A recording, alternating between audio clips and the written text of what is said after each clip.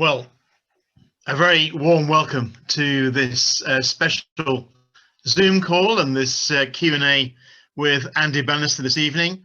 I hope you've all enjoyed the autumn special services today.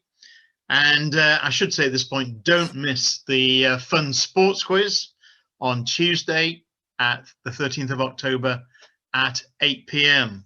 It's easy to play.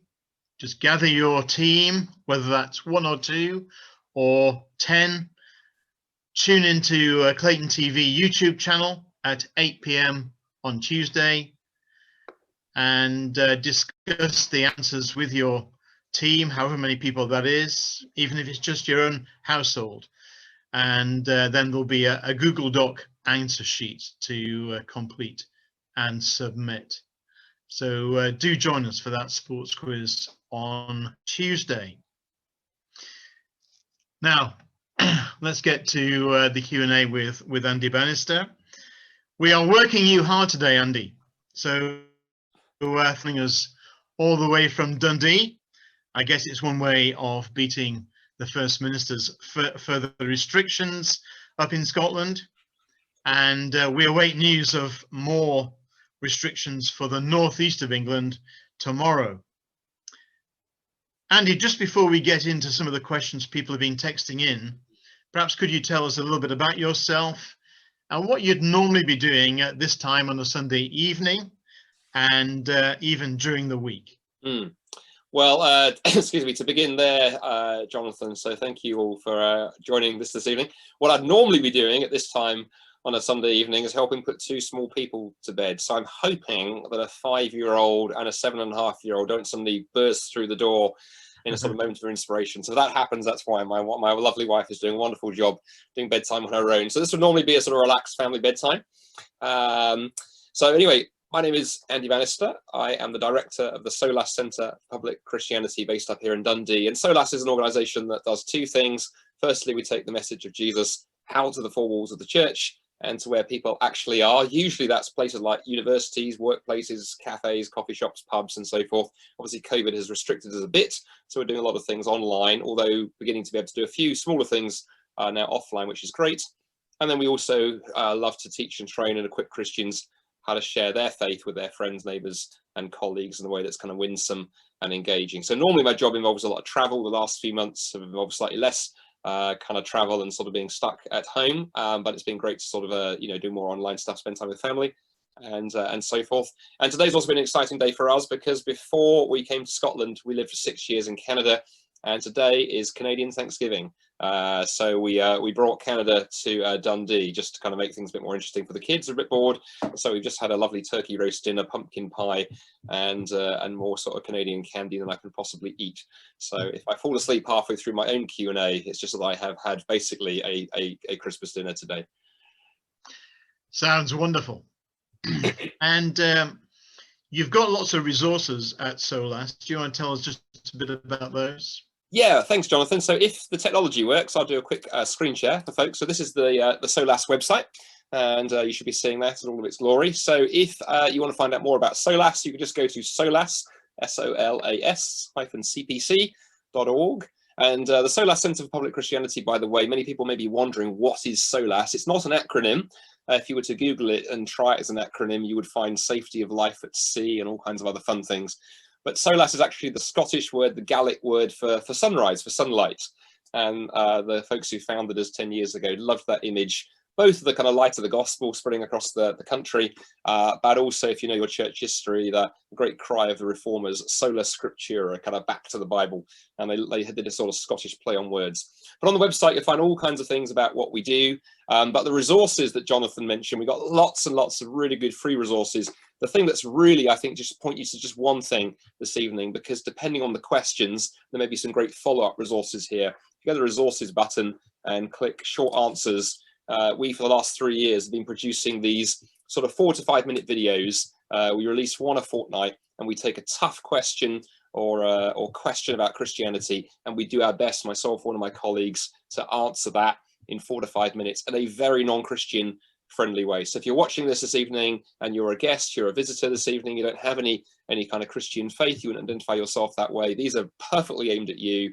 Or for those of us who have a would call ourselves followers of Jesus, but we'd love something both to help us, but also something we can share with our friends. Short answers there for you too. And people are always asking us this question, so I'll answer it now. They are free to use in any way you like. You can download them, you can repost them, you can share them.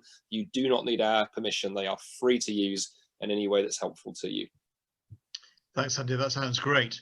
And just finally, before we move on to the questions, you say that you get out speaking to people in cafes, etc. What's the #1 question that people are asking at the moment? That's interesting. For a moment, I thought you were going to say #1 question and then stop.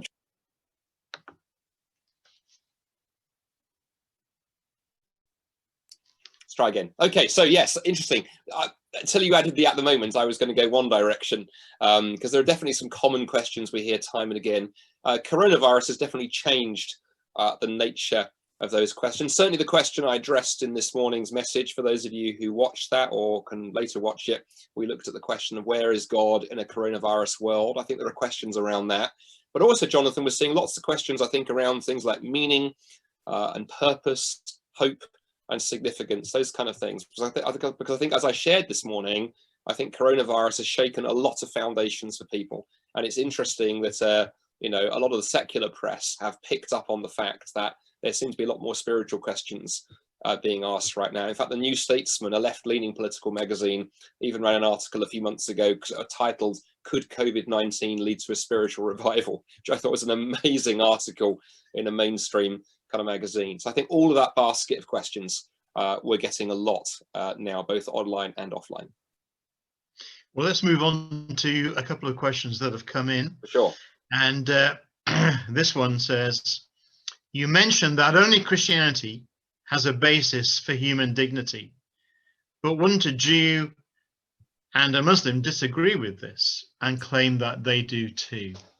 Right. Oh, what a phenomenally good question. So yes, the big idea I was introducing when I said that was that for human rights to work, we need some kind of basis for human value and dignity. If we are just a random collection of atoms and particles, you know, thrown up by by time plus chance plus natural selection, then the problem for atheism, of course, is, you know, then saying that human beings, as opposed to any other sort of, you know, random byproduct of evolution, have rights and dignity and value doesn't make a lot of sense. So Christianity offers a phenomenal basis for human rights, because there in the book of Genesis, in chapter 1, verses 26 and 27, we have this amazing statement that God created human beings in his image, male and female. He created them in the image of God. He made them, is what the text says. Now that's interesting, because no other religious text says anything like that. I'm actually, my academic background, my specialty is Islam. I'm very unusual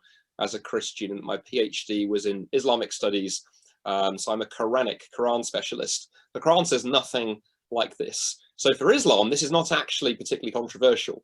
And interestingly, after the Universal Declaration of Human Rights was formulated in 1948, which is the basis for so much of what we consider to be human rights today, many of the Islamic countries actually came together and attempted to come up with their own Islamic version of the Universal Declaration, because they had issues with some of the things in the universal one, in particular some of the things it said about women, giving women full equality, and also the 1948 Declaration talks about the right to convert, the right to hold a religious belief freely, and that for many Muslim countries was beyond the pale.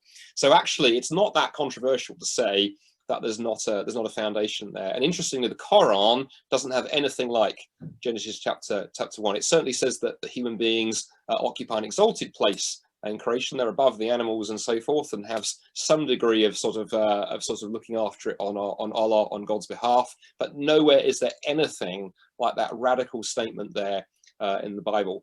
So coming to our Jewish friends, I need to be careful. If I just said Christianity when I said that in the talk, I probably was going too hastily. I usually say the Bible, because of course, as Christians, the Old Testament, we share that in common with our Jewish friends. So that idea of humans being made in God's image would be common to our Jewish friends as well. What, of course, as Christians we have on top of what our Jewish friends have is, of course, we also believe in the New Testament, and we believe that God stepped into history in the person of Jesus and went to the cross on our behalf.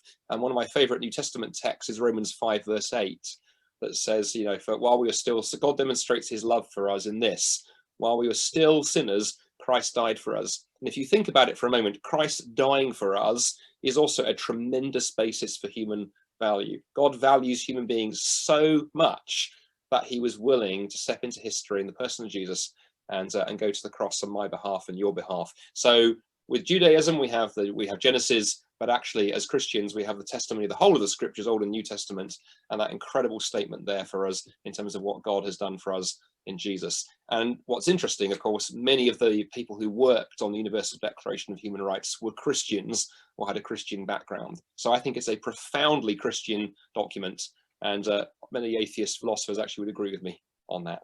I hope that's helpful, Jonathan. It was a very good question. Thank you, whoever asked that. It was a very good question. It was a very good answer, and I particularly like the reference to Romans 5 verse 8, because that was the verse that led me to put my faith in Jesus Christ. Oh, wonderful. And I won't tell you how long ago that was, but it was such a powerful verse, and I just couldn't refuse the offer that's contained in it. Another question that's come in is not unrelated. You made a convincing argument, says this person, for the coherence and value of a Christian worldview, but how do you know that it's actually true? Oh my word! What another really, really good question. So thank you for whoever asked that this evening. First thing I want to say is thank you for the sort of slight compliment in the way that question was phrased. That I made a convincing case for the kind of sort of coherence and the power of the Christian worldview. Because I think the first test, of course, whether a worldview is true, is whether it coheres. If it self-contradicts, then I think immediately we have some problems. And to illustrate that, I mentioned atheism earlier. If we take a sort of worldview that's kind of branched off atheism, a view that's come to be known as humanism, which is quite widespread in our culture today, that would affirm with atheism that human beings are really just atoms and particles. We're just the product of evolution, time plus chance plus natural selection. But our humanist friends would very much want to say that human beings have value and dignity and significance, and there is something so precious about being human. And whenever I talk to humanist friends, and I have many, and I've done dialogues with leading humanists too, I always like to bring those ideas together and say they don't cohere. You can't have human beings are just effectively a cosmic accident and they have value and dignity, and so it breaks down. Christianity, I think, does pass the coherence test. I think it stands up well. I also think it has tremendous explanatory power as well. It explains a number of many things about our universe and about the human experience. But how do we actually know if it's true on top of that? Well, that's a massive question that if I had time, I would want to take sort of half an hour, 40 minutes to answer. I won't do that. What I will do is I'll give you a few clues and I'll point you to a resource, whoever asked that, because we have a short answer video on our SOLAS website looking really just at that question. And what I would say, for me, I think there's a multi-layered line of evidence that I would certainly point to as a Christian. First, I think there's tremendous arguments from science, actually, that support the Christian worldview. I think the fact is that in order for us to have a universe, we need an explanation for the fact there is something rather than nothing. We need something actually outside of science, because science tells us how the world of stuff operates. It doesn't tell us how we get stuff in the first place. And as many philosophers have pointed out, you need something very like God, something outside a world of matter, outside the world of time and space, to bring all those things into existence. And ironically, if you don't believe in God, you need something rather like God to get things going in the first place. So we have that kind of approach. We might then step inside the human condition and say we need something that gives a basis for things like morality and justice and these kind of things. Categories like good and evil can't simply be personal preferences, because otherwise we have a problem. You know, if my personal preference is to look after nature and so to perhaps, you know, save as much wildlife as possible, but Jonathan's preference is to beat every squeaky creature to death with a stick and, you know, line his study with little scalps, you know, he's looking rather worried about that. But how do we resolve those two moral views? They're utterly different. And the problem we run into is that morality seems to be outside of us. It really does seem to be the case that, you know, it's always wrong to engage in genocide. It's always wrong to torture and murder innocent children. It's not a personal preference thing. It would rather seem to be the case that even if we could hypnotize everyone to believe that the way that Hitler behaved during the time of World War II, if we could hypnotize everyone to believe that was okay, it still wouldn't be okay. And so we end up needing some kind of basis for things like truth, goodness, evil, justice, these kind of things. And again, that's beginning to look rather like God. And we can build a whole series of these arguments that point very much in the direction of something that looks increasingly like the God of Christianity. And that would get us so far. But then I think Christianity does something else. If that was all there was, then we could go, well, you know, God's a nice philosophical idea. He kind of works. Maybe this is interesting. But Christianity doesn't stop there. Christianity then says that God that we can to get some way towards, because there's evidence there within creation. Again, book of Romans chapter 1, Paul talks about this, that God's put signs about his nature and who he is into creation.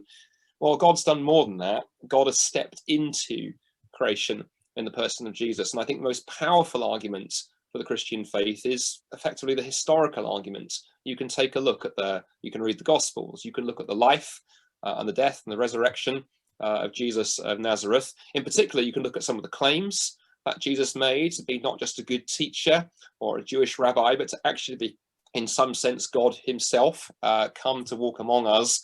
And you can start asking yourself the question, well, do those claims stand up?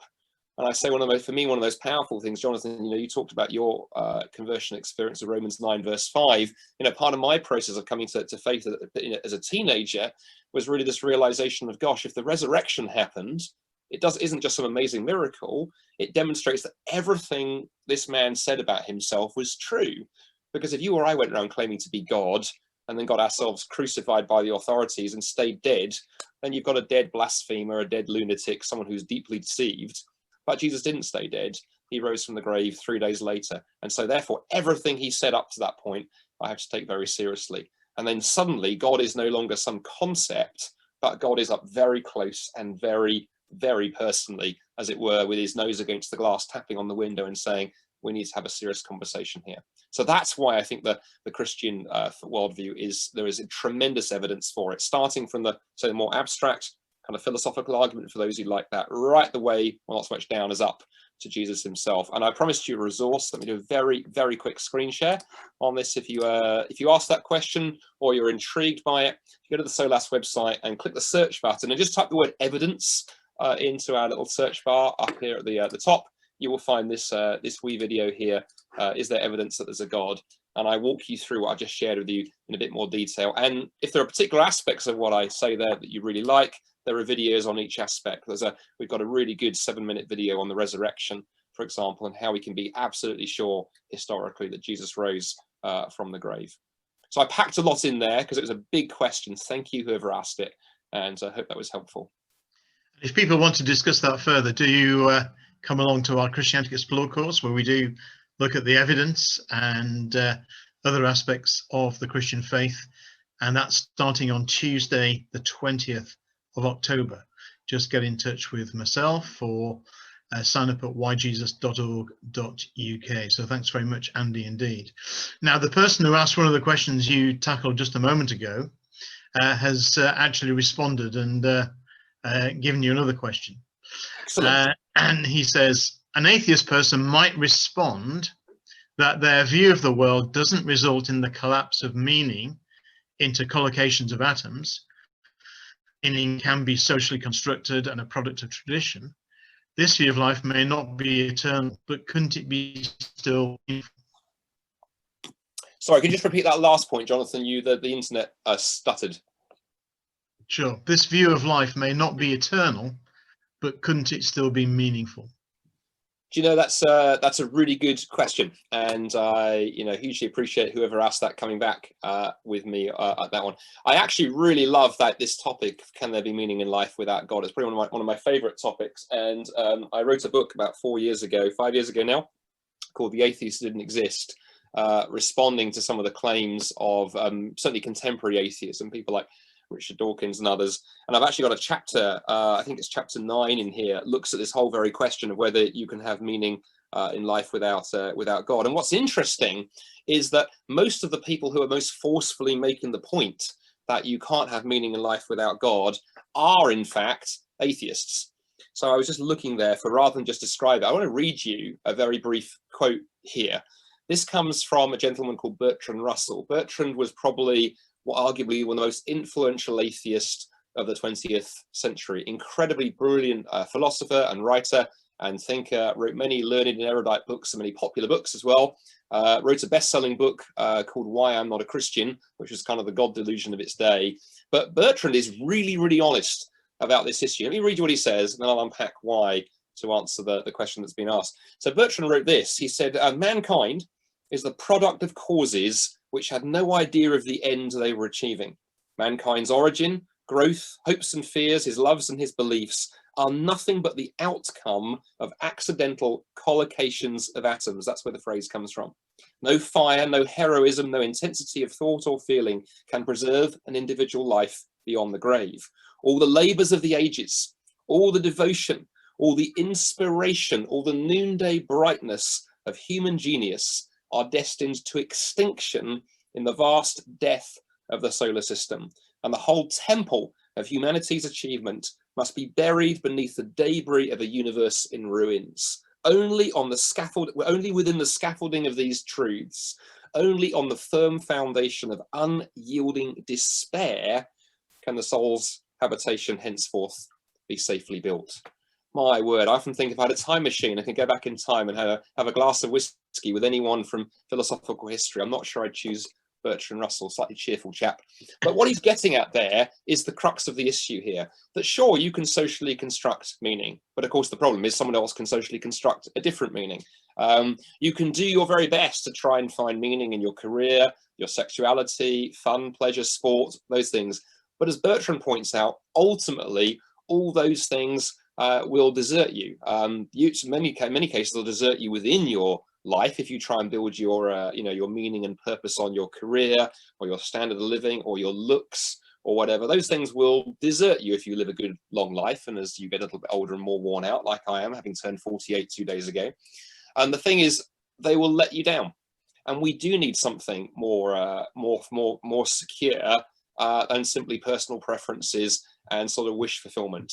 And Bertrand is one of many atheists who say the problem is, if ultimately everything burns, it doesn't matter what difference, or it doesn't matter how you live your life now, it makes no difference. Now, the good news here is that when you really appreciate that, it can change many things. There was a very famous writer, Russian writer called Leo Tolstoy, who wrote a very famous book called War and Peace. And not many people know, but Tolstoy was someone who grappled with questions of God's existence and religion throughout his life. But certainly by his 30s and 40s, he was probably a functional atheist. He probably concluded there was no God. But then in his autobiography, he describes what brought him around to finally faith in Jesus Christ and Christian faith. And it was this question. He describes running across the question of what difference does my life make if atheism is true? And he said, coming up, right sort of nose to nose with that question, that my life, it makes absolutely no difference. I can help the old lady across the road. I can whack her over the head and run off with her pension book. I can be kind to animals. I can be cruel to animals. Doesn't matter what choice you make, the outcome, if atheism is true, is the same. And that's led many, like Bertrand Russell, to despair. It's led more reflective ones to a different place. I want to leave, I've given a long answer, but I don't want to just leave with one other thought on this. The reason this question really matters so much to me, actually, is I did a talk at the University of Toronto back in 2013, something like that, 2014, on this topic. And it was really interesting, actually. I used Bertrand Russell. I use a lot of other atheist thinkers, not Christian thinkers, atheist thinkers who'd raised the same issue. And I really showed how it is pretty darn bleak if there is no God. But if Christianity is true, there is hope and meaning and significance. Got to the end of the talk and we had a Q&A, and this was a live Q&A, not a kind of video one like this one. And the very first person to the front of the room, front of the lecture hall, to the microphone, was the head of the Secular Society at the University of Toronto. I had met him before, so I knew the young man, and we'd sparked off each other before. So I thought, oh, hello, this will be interesting, because he was quite a sharp thinker. But I was stunned by his question. Came to the microphone, and this was his question. He said, Andy, he said, tonight you've confirmed everything I'd already suspected. For a long time, I've been wrestling with the conclusion that atheism does entail hopelessness, meaningless, and despair. In fact, he used these words. He said, I tell people atheism is a long, dark, horrible business. But, he said, that doesn't prove that Christianity is true. And he kind of left it hanging. And what I said to him was interesting because it connects back to the first question this evening. I said, Cameron, I completely agree with you. My argument is not life is meaningless without God, therefore God exists. But my argument certainly is life is meaningless without God. Therefore, if I was in your shoes, I would really properly investigate the God question. I wouldn't mess around. You know, if a doctor told me I was dying of cancer and it was untreatable, apart from maybe he'd heard a rumor that there was some, you know, research university on the other side of the world had developed a cure for my particular condition, I'd be selling everything to get on that plane and go and pursue that one possibility that there was hope to be found there. And I said to him, I said to the head of the Secular Alliance that evening, I said, at the very least, do Christianity the favor of giving it a proper look, because so much stands or falls. So whoever asked the question this evening, I don't know where you stand on this question, but many atheists have figured out it is pretty bleak if there is no God. So make sure you give Christianity a proper look. Do the Christianity Explored course that Jonathan talked about. Doesn't force you, no one's twisting your arm into anything, but at least you've then tried to see whether there is an answer to that question of hopelessness and meaninglessness. Thanks, Andy. There's another follow-up question just come in. What do you attribute the overwhelming growth or spread of humanism? What is God doing? Now, there's a really interesting question. I suppose to answer that question, I say what's interesting is humanism and sort of atheism, which is part of the broader family of kind of belief that humanism is part of. And I suppose you might put the whole thing under the category of secularism. There are various words we might use.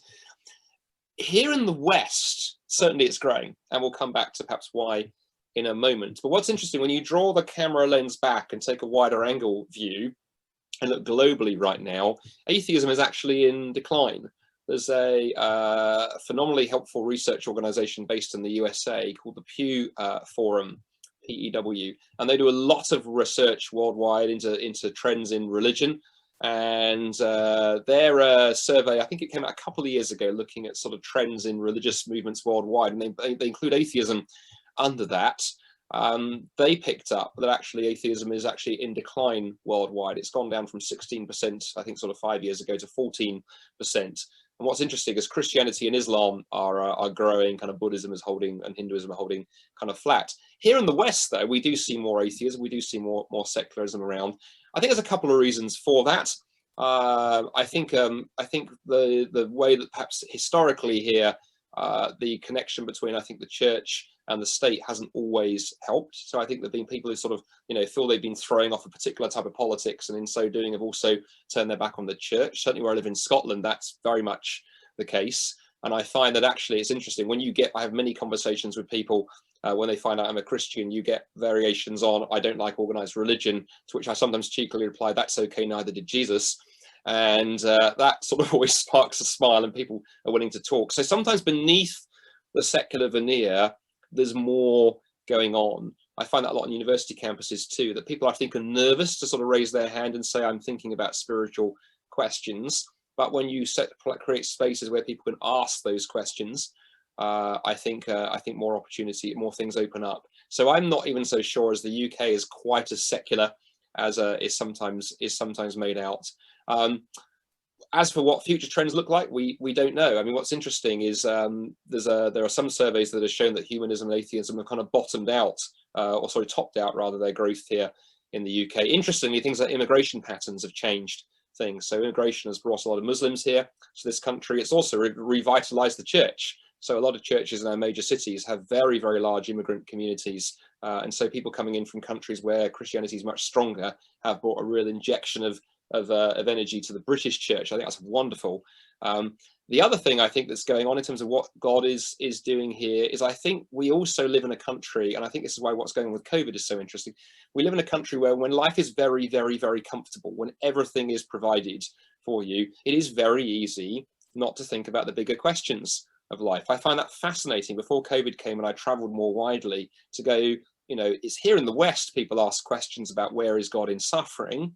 You travel to the Middle East or parts of Africa or parts of Latin America where life is really tough. People don't ask that question.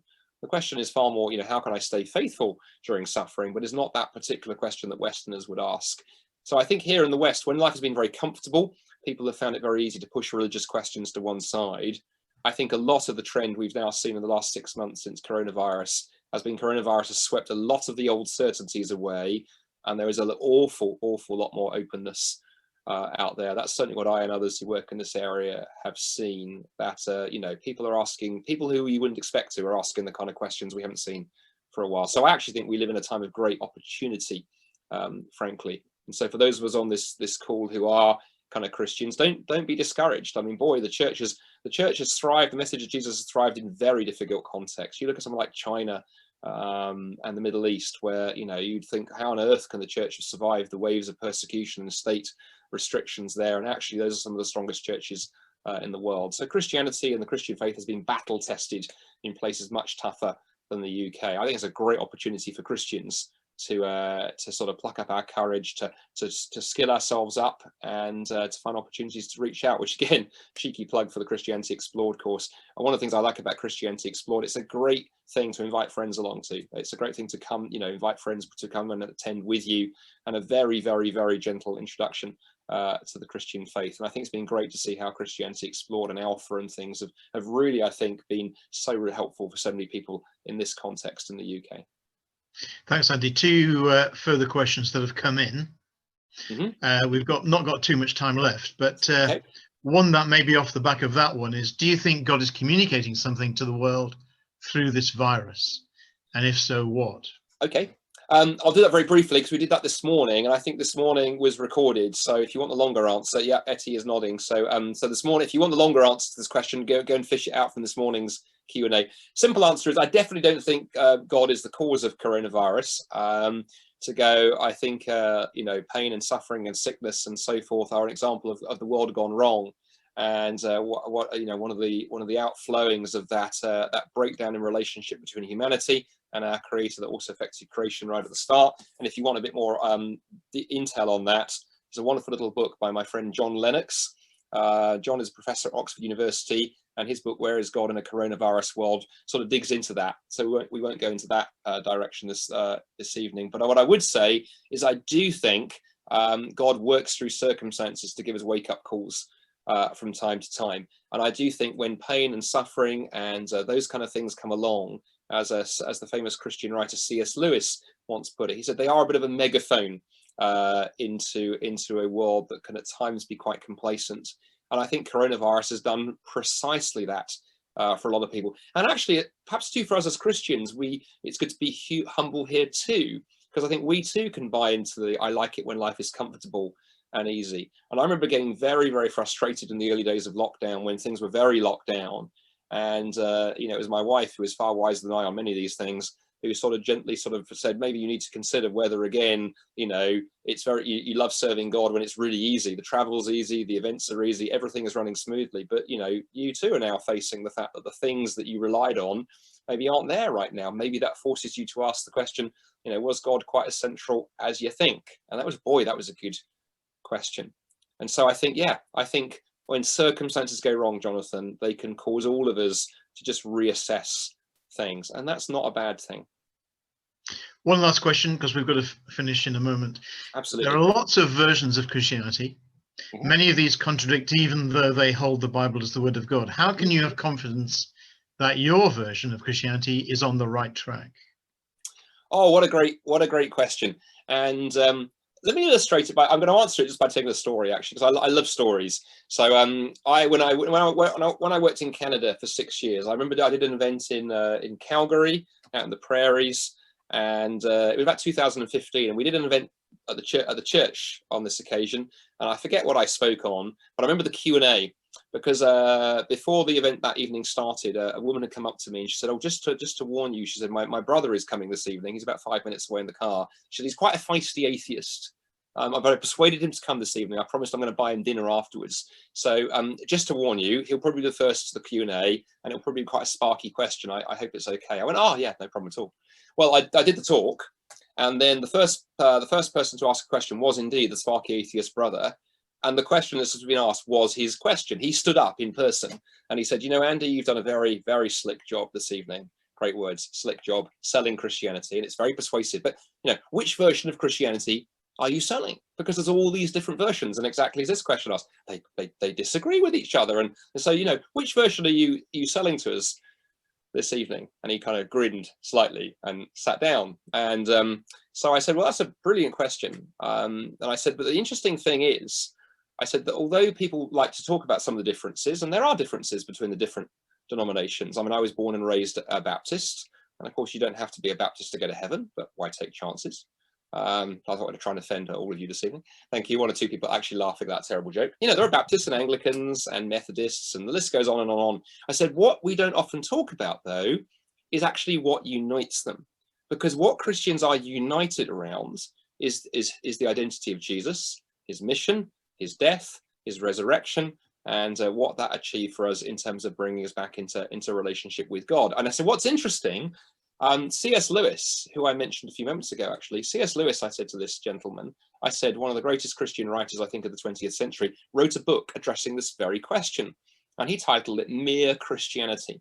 And Mere Christianity, if you're thinking of investigating the Christian faith, is a wonderful book, because Lewis sets out to say, I am just going to defend and talk about the core of the Christian faith that is practiced by, has been practiced by Christians through 2,000 years of history, and the point he wrote by, 1.2 billion Christians around the world. It's 2 billion today.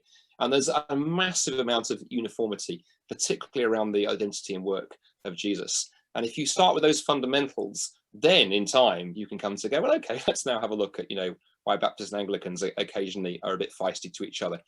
The fun thing about this story, though, I love the way that God works.